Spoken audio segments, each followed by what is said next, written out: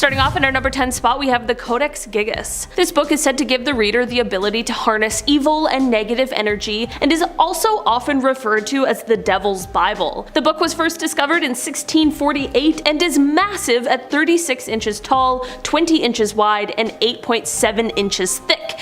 And here's what's weird. It weighs 165 pounds. It is said that this book was actually written by a monk, but this monk had broken his spiritual vows. He was of course punished, but in a pretty extreme way, which was to be sealed behind a wall and then left there to die. Right before his passing, he realized he wouldn't be able to finish the book, which is when he summoned Lucifer and asked him to complete it for him. If I knew you could do that, I would have summoned Lucifer to finish all of my book reports in school. I guess I probably wouldn't have been cool with the whole like selling your soul thing though. It is said that this book is filled with dark rituals, instructions on how to perform exorcisms, as well as a bunch of creepy drawings of the devil and other demons. Right now it is said that this book has 310 pages, but that it once used to be 320. The 10 pages that were ripped out were said to contain instructions on how someone could summon the devil, so hopefully whoever has those 10 pages destroyed them right away. In our number 9 spot today we have the Untitled Grimoires. A witch's spell book should never be messed with, but I feel like that should be obvious, but I'll put that out there because apparently it isn't. The Untitled Grimoires are a set of handwritten spell books that were sold online for $1,400 in 2013. The books were written in the 1960s by a high priestess of Wicca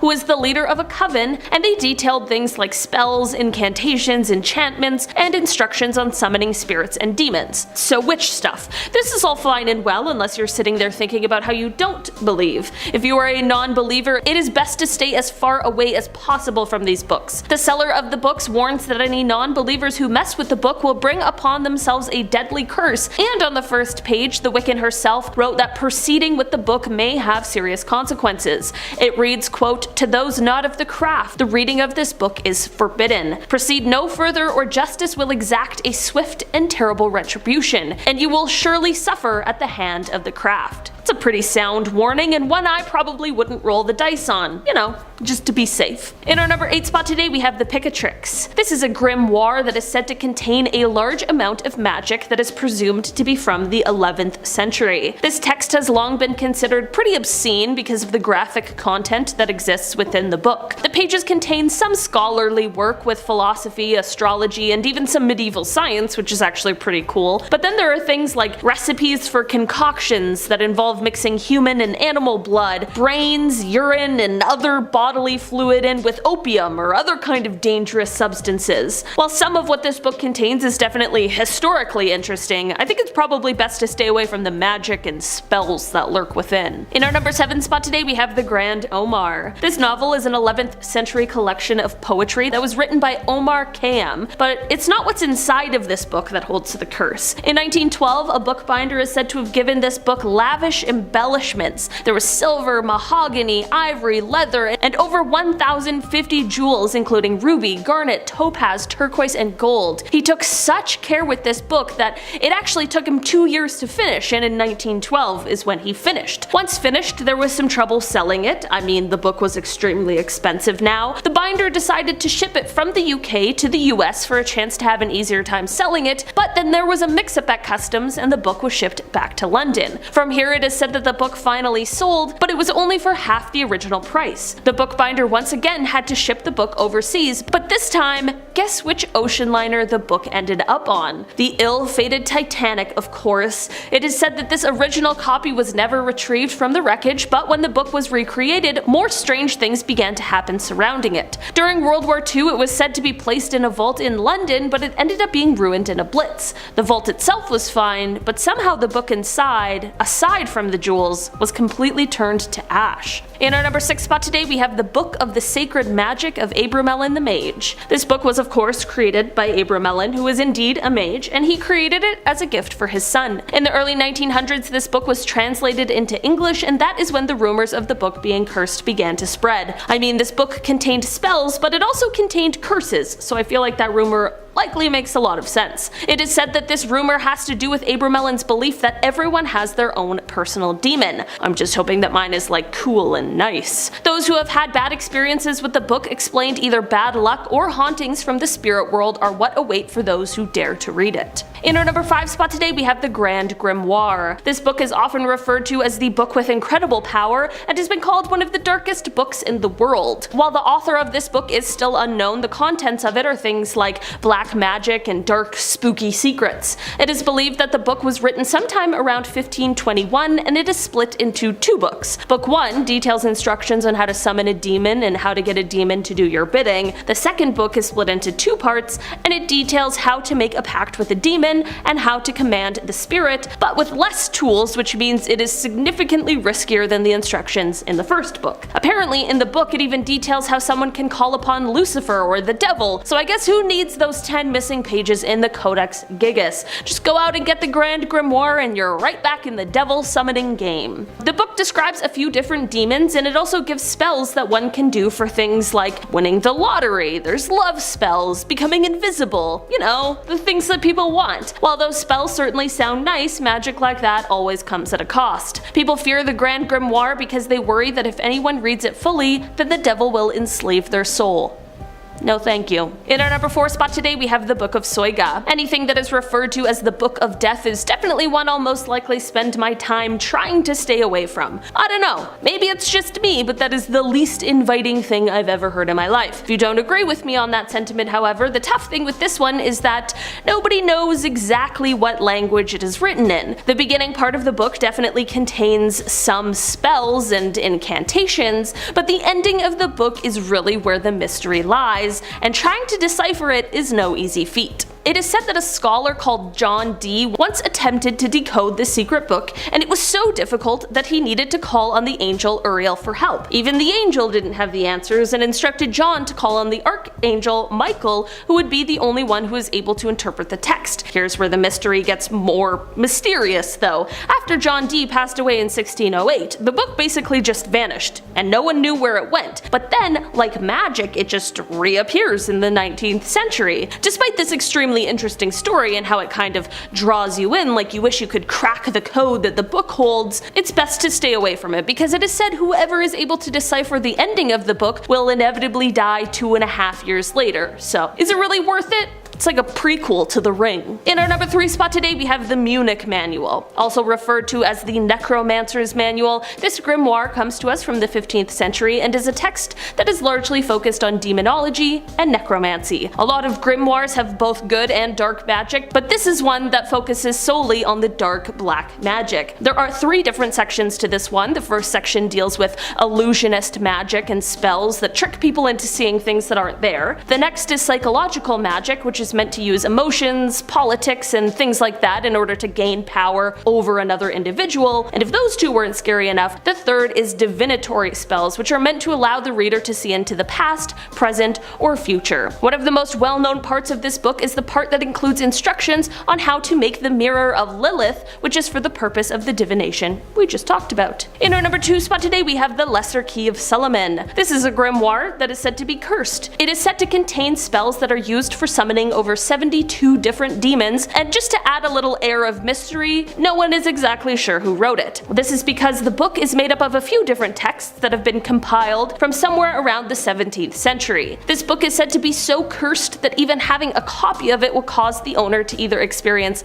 constant bad luck or have the worst luck of all with passing away. People have shared their terrifying stories with the book, and they include the book's pages turning on their own, and another person shared that the book violently threw itself across the room at them. How terrifying would that be? While we aren't sure who wrote it, there have been rumors or stories that suggest it might have been King Solomon. It is said that perhaps he wrote it for his son and then asked him to bury it with him in his grave. When being prepared for burial, a group of Babylonian philosophers found the book, and this is when they were visited by an angel who told them to hide the book from the unworthy. They then placed a spell on the book which was meant to keep it from getting into the wrong hands, and that is said to be how the book got its curse. In our number 1 spot today we have the Orphan Story. This is a book that was originally originally written in the 1600s, but it didn't end up getting published until 2018. The Orphan Story is about a 14-year-old Spanish boy who heads to the Americas. It's supposed to be like a classic coming-of-age feel-good story, but it is not exactly, and that is exactly the reason why it took so long for it to be published. The curse in this book doesn't come from the story itself, however. There is something dark lurking in those pages. The book's publisher, Belinda Palacios, who worked on the book for 2 years, explained that throughout the years she was often warned of the cursed book and how every publisher who had tried to work on it before ended up passing away in a mysterious way before they were able to finish the book. When Belinda looked into this, it turned out to be true. Her research showed that those who tried to edit the book before either found themselves in horrible accidents or with strange illnesses. Luckily, Belinda somehow made it through the process unscathed, so let's hope that maybe the curse has been lifted. Either way, I don't think I'm gonna read this one. I don't know. You know, it's up to you though. If you want to, go ahead and let us all know. Alright, this book seems to be a favourite amongst murderers at number 10. We have The Catcher in the Rye, which you shouldn't read unless you want to go mad. Oddly, The Catcher in the Rye seemed to inspire two very high-profile shootings, the murder of John Lennon and the attempted murder of Ronald Reagan. John Lennon was shot dead on the 8th of December 1980 by Mark David Chapman. The lone gunman from Texas was found to be obsessed with J.D. Salinger's novel and was found calmly reading it on a curb nearby his attack on Lennon prior to his arrest. It seems he wrote his statement inside the novel too. He felt like if he carried out the assassination, he would become Holden Caulfield, the protagonist of the novel. 5 months later, on March the 30th, 1981, John Hinckley carried out an assassination attempt on the 40th President of the United States, Ronald Reagan. It seems that Hinckley's motivation was a weird attempt to win over actress Jodie Foster, whom he had an obsession with. When Hinckley was caught, he was found with a copy of none other than The Catcher in the Rye. Coming in at number 9, we have The Orphan Story. This story was written by a Malaga monk between 1608 and 1615. Now it's about an orphan from Granada who travelled to the Spanish Empire to seek his fortune. For some reason, the transcript never made it to print, and everyone that seemed to be associated with it died.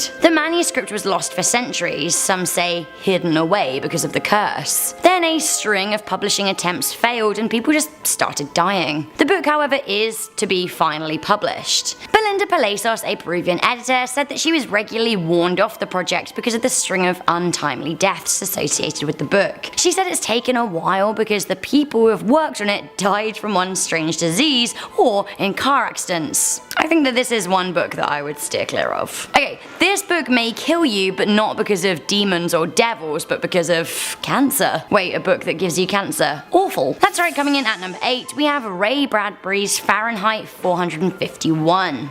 When Bradbury's 1953 book about a dystopian future came out, the marketing team had a wise idea. The book is about a group of so-called firemen who burn down the homes and belongings of people who read illegal, non-state approved books. Wouldn't it be cool for the limited edition books to be fireproof? It sure would. The only issue was that people didn't know what was what in the 1950s, and the book was bound with asbestos. You know, the substance that gives you lung cancer. Not great. So while the book in itself is a bit of a scary read, the reality of the book is even scarier. Coming in at number 7, we have the Voynich manuscript. Who knows what is happening and what is contained within the text of the Voynich manuscript? The text is regularly alluded to as the world's most mysterious book. Written in the early 15th century, what the 240-page cryptic text actually says is still a mystery, and it has baffled humans for 600 years. It appears to be written in an unknown language and contains strange illustrations and diagrams. The book has been passed down from emperors and important members of society,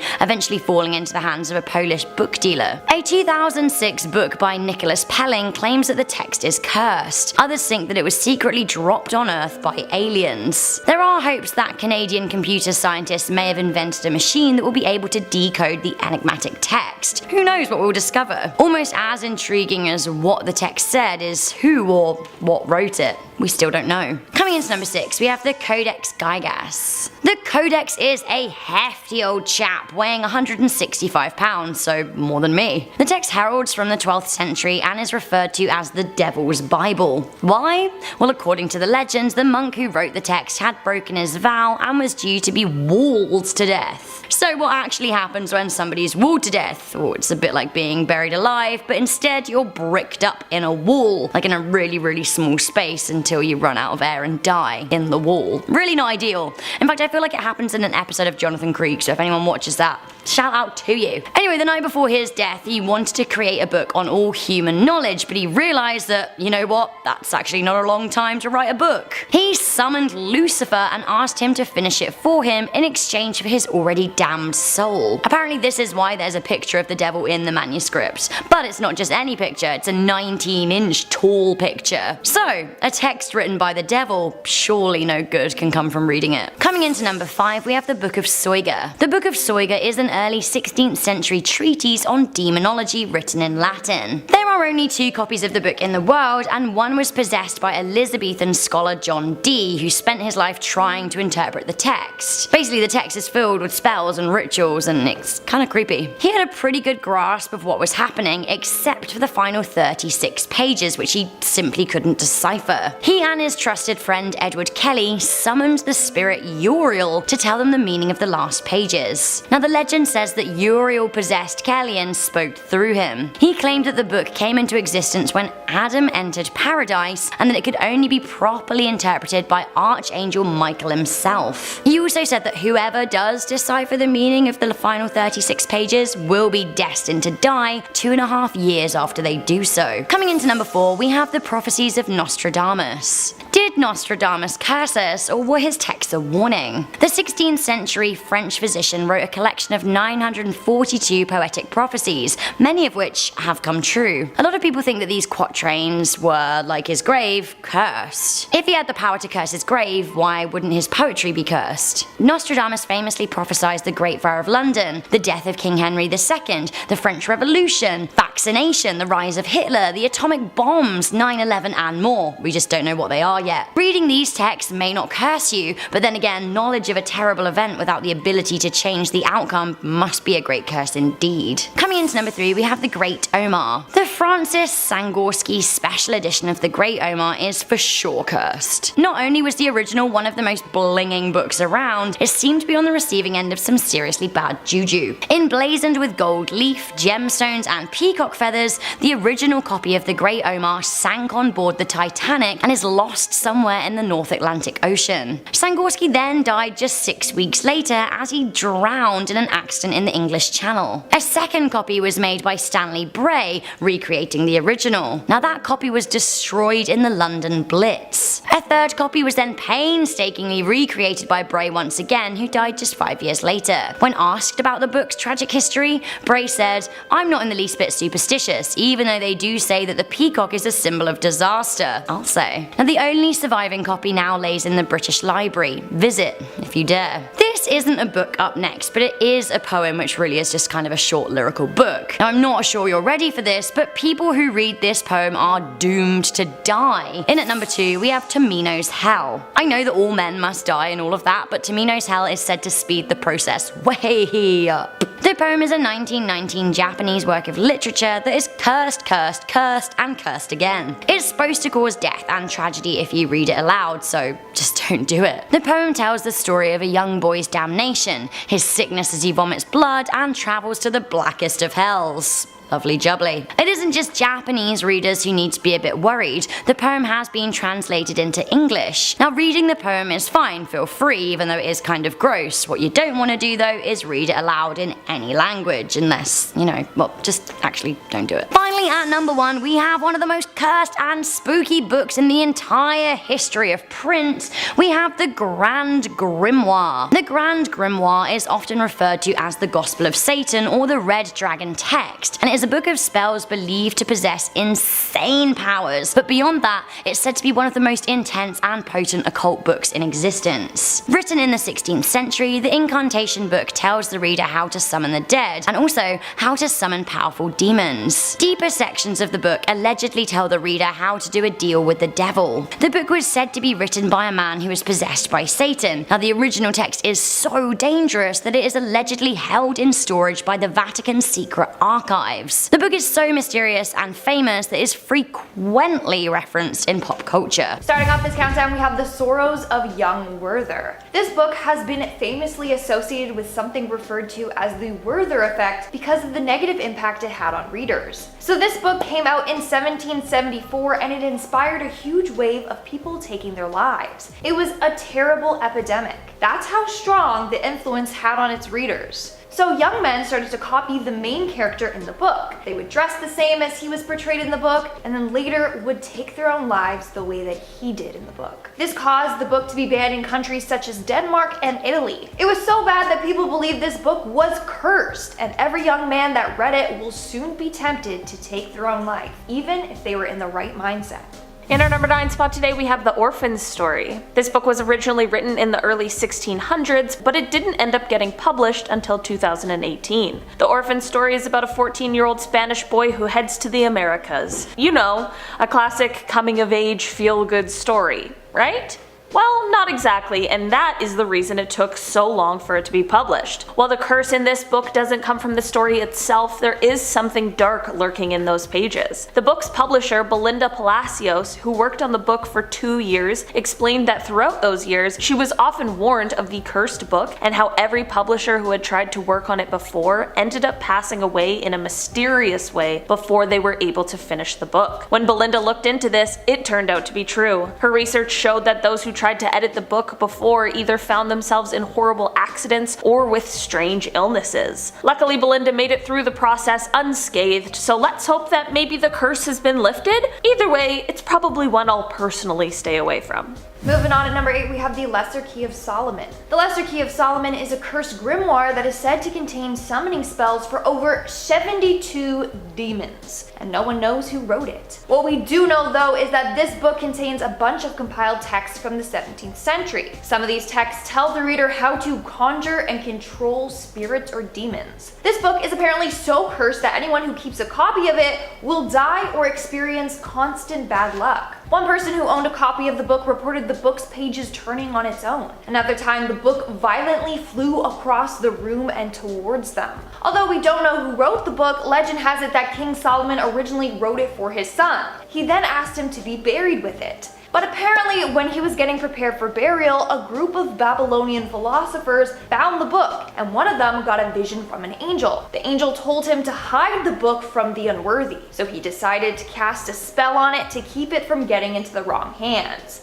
And that's how the book got cursed. In our number 7 spot today, we have the Untitled grimoires. A witch's spellbook should never be messed with. I feel like that should be obvious, but I'll put that out there because apparently it isn't. The Untitled grimoires are a set of handwritten spellbooks that were sold online for $14,000 in 2013. The books were written in the 1960s by a high priestess of Wicca who was the leader of a coven, and they detail things like spells, incantations, enchantments, and instructions on summoning spirits and demons. So, witch stuff. This is all fine and well unless you're sitting there thinking about how you don't believe. If you're a non-believer, it is best to stay as far away as possible from these books. The seller of the books warned that any non-believers who mess with the book will bring upon themselves a deadly curse, and on the first page of the book, the Wiccan herself wrote that proceeding with the book may have serious consequences. It reads, "To those not of the craft, the reading of this book is forbidden. Proceed no further or justice will exact a swift and terrible retribution, and you will surely suffer at the hands of the craft." I think we can all appreciate the heads up she gave us on this one. Again, this is just another one I'll probably stay far away from, and not just because I don't have $14,000 to spend on a pair of books.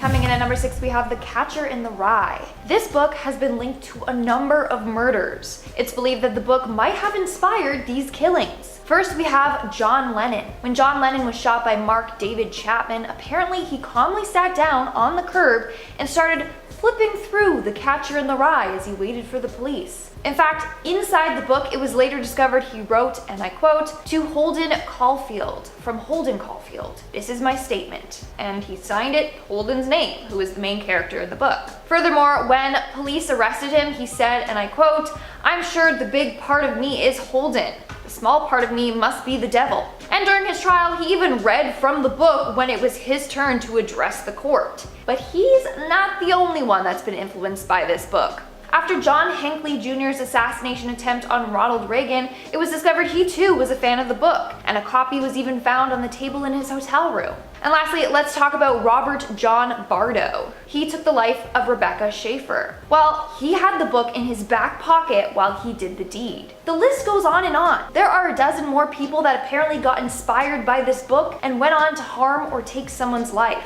So some people believe that this book is in fact cursed and will drive the sane insane.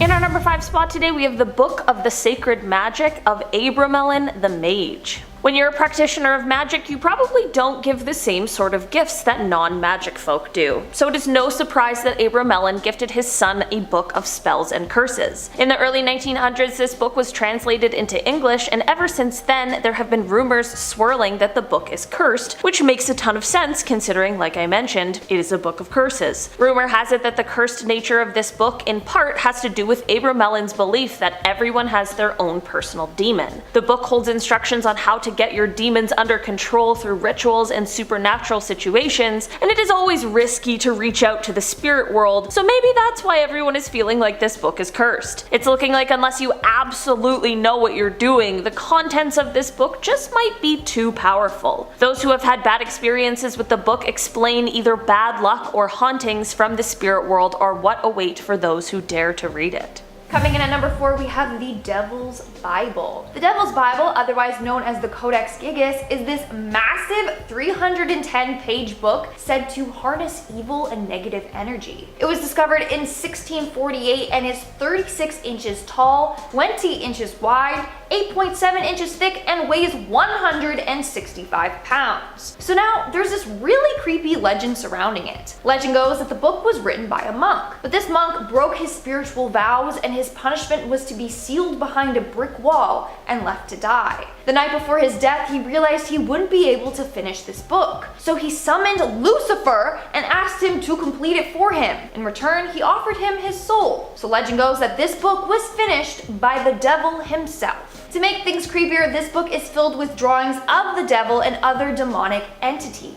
On one page, there's a 19-inch frightening drawing of Satan. And apparently the book also contains a bunch of dark rituals and facts like how to perform exorcisms. To top it all off, apparently at some point the book contained 320 pages, not just 310. Those 10 pages were ripped out because they instructed people on how to summon the devil. And thank gosh for that. In our number 3 spot today, we have the Book of Soyga. This one is often referred to as the Book of Death, and that alone is enough to deter me. If you happen to be braver than I, unfortunately it is unlikely that you'll be able to actually read parts of this book because nobody knows what language it is written in. While the first part of the book details different spells and incantations, the ending part is the most mysterious and where the secrets lie. All the letters in the final part are written in separate boxes, and despite people trying their absolute best, it is extremely difficult to decipher. An Elizabethan scholar named John Dee attempted to decode the book, and he apparently called on an angel named Uriel for help. The angel explained to him that only the Archangel Michael is able to interpret the text. Apparently after John Dee passed away, this book mysteriously vanished, seemingly into thin air. This was in 1608, and for years and years no one could find it until it magically reappeared again in the 19th century. I don't know about you guys, but to me that sounds like some real magic. The catch with this one, however, is that it is said that whoever deciphers the meaning of the code will inevitably die 2.5 years later. So I guess this is like the Ring of books? In our second spot, we have the Prophecies of Nostradamus. We've talked about this dude a bunch on this channel. Basically, he's a really famous seer and prophet. He's most famous for his book Les Prophéties, which contains hundreds of predictions for future events. And what's scary is that a bunch of these predictions have come true, such as JFK's assassination, the creation of the atomic bomb, rain, and the Great Fire of London, so on and so on. So he's got some credibility. But here's the thing. Are these actually predictions, or are they a list of curses Nostradamus set out for us? A number of people think that it's the second option, and that he literally has cursed us all. He has made these things happen even from beyond the grave. In fact, he managed to curse his grave, so what says he doesn't have the power to curse a book too? Like literally he warned everyone, whoever opens my tomb will be cursed. And guess what? Legend goes that one day during a war, a couple of soldiers accidentally dug up his grave. When they did, they found him with a plaque that said 1793 on it. That was the year they opened the grave. So he predicted when his grave would be disturbed. Not only that, one of the soldiers picked up his skull and immediately was shot dead by a sniper. So yeah, the soldiers were cursed by him, and now we're all cursed by him and this book. In our number 1 spot today we have the Grand Grimoire. This book is often referred to as the book with incredible power and has been called one of the darkest books in the world. While the author of this book is still unknown, the contents of it are things like black magic and dark, spooky secrets. It is believed that the book was written sometime around 1521 and it is split into 2 books. Book 1 details instructions on how to summon a demon and how to get the demon to do your bidding. The second book is split into 2 parts and it details how to make a pact with a demon and how to command the spirit, but with less tools, which means it is significantly riskier than the instructions in the first book. Apparently in the book it even details how someone can call upon Lucifer or the devil. The book describes a few different demons and it also gives spells that one can do for things like winning the lottery, love spells, becoming invisible. You know, while those spells certainly sound nice, magic like that always comes at a cost. People fear the Grand Grimoire because they worry that if anyone reads it fully, then the devil will enslave their soul. No thank you.